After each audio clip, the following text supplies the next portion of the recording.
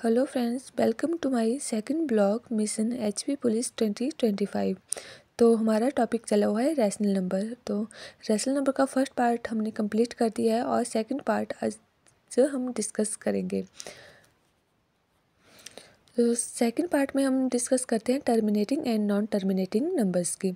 तो first one है हमारे पास टर्मिनेटिंग नंबर्स। तो टर्मिनेटिंग नंबर्स को हम इसी वे में कहें बी स्टॉप, मतलब उनका एक निश्चित समय में वो ख़त्म हो जाते हैं। जैसे 3/2, तो 3/2 की इजी को हम डिवाइड करते हैं तो हमारे पास आंसर आता है 1.5। और इसी तरह सेकंड एग्जांपल है हमारे पास 1/5 और इसका आंसर हमारे पास आता है 0.5 डिवाइड करके। इसी तरह हम कोई और नंबर भी ले सकते हैं जो हमारे पास स्टॉप हो जाते हैं। और नॉन टर्मिनेटिंग नंबर की अगर हम बात करते हैं तो वो होते हैं हमारे पास विच डज नॉट स्टॉप, कि वो समाप्त नहीं होते हैं। और नॉन टर्मिनेटिंग नंबर्स हमारे पास दो तरह के होते हैं। रैकरिंग में हमारे पास आता है रैशनल नंबर्स और इसमें हमारे पास डेसिमल्स। और non ranking numbers irrational numbers होते हैं। ये हमारे पास टॉपिक में वैसे नहीं है, परंतु हम इसके बारे में भी डिस्कस कर लेंगे। तो रैकरिंग नंबर वह नंबर जिनमें रिपीटेशन होती रहती है। जैसे 1/3, तो 1/3 को अगर हम डिवाइड करें तो हमारे पास आंसर आता है 0.333 करके। तो इसको हम लिख सकते हैं 0.3 बार या 3 बार भी कर दिए तो भी चलेगा। और इसके बाद नॉन रैकरिंग नंबर्स की अगर हम बात करते हैं, ऐसे नंबर जिनमें रिपीटेशन नहीं चलती है। एग्जाम्पल में हमारे पास है पाई का तो आप सभी को पता है कि हाँ पाई हमारे पास क्या होता है और पाई की वैल्यू क्या होती है। तो पाई की वैल्यू हमारे पास होती है 3.14159265359। इसी तरह √2 एंड √3 की वैल्यू भी नॉन रैकरिंग नंबर्स में ही आती है। और इसी तरह हमारा टर्मिनेटिंग एंड नॉन टर्मिनेटिंग का टॉपिक ख़त्म हो जाता है। अब बात करते हैं finding rational numbers between two rational numbers, कि दो परिमेय संख्याओं के बीच में हमारे पास कितनी और परिमेय संख्या आ सकती है। तो दो परिमेय संख्याओं के बीच में हमारे पास बहुत सी संख्या आती है। जैसे हम एग्जाम्पल के तौर पे ले लेते हैं 2/3 एंड 1/10।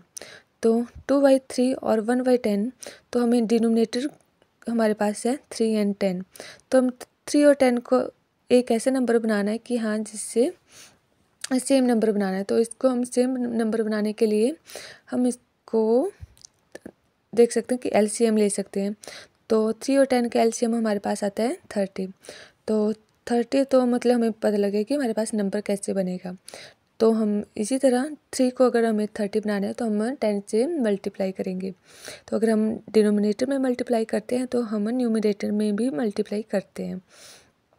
इसी तरह 2/3 को हम 10 से मल्टीप्लाई कर देंगे और 1/10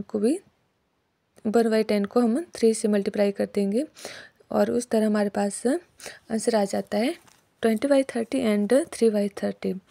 तो हमारे पास जो नंबर्स आते हैं वो इस तरह हैं 4/30, 5/30, 6/30, 7/30, 8/30 एंड सो ऑन टू 20/30 तक। और इसी तरह हम और नंबर्स के भी रैशनल नंबर्स निकाल सकते हैं।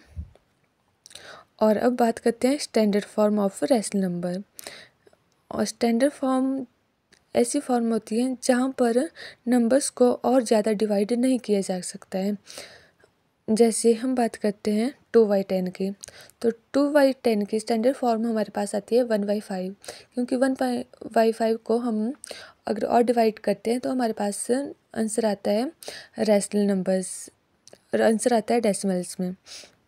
इसी तरह हमारे पास 32/28 का है, तो 28 को हम मल्टीप्लाई अगर करते हैं तो 2 से हम नीचे भी और ऊपर अंश और हर को मल्टीप्लाई करके देखते हैं तो 16 2 ज़ा 32 एंड 14 2 ज़ा 28।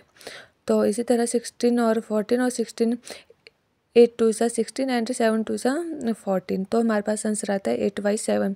और 32/28 की हमारे पास स्टैंडर्ड फॉर्म रहेगी, वो 8/7 है। तो हमारे पास कुछ की पॉइंट्स भी है। तो फर्स्ट की पॉइंट है हमारे पास 1 is common in standard form and also highest common number is 1। और सेकंड की पॉइंट है हमारे पास स्टैंडर्ड फॉर्म में वह नंबर्स होते हैं जो कोप्राइम होते हैं, कि जो हमेशा स्टैंडर्ड नंबर में जो भी नंबर आता है वो हमारे पास कोप्राइम नंबर ही होते हैं। और स्टैंडर्ड फॉर्म में दोनों के बीच HCF एक ही होता है। तो आज का हमारा टॉपिक यही है, और इसी तरह हमारा रैशनल नंबर लगभग ख़त्म ही हो गया है। अब थर्ड पार्ट में हम रैशनल नंबर्स के क्वेश्चन करेंगे कुछ, जो कॉम्पिटिटिव टेस्ट में पूछे जाते हैं।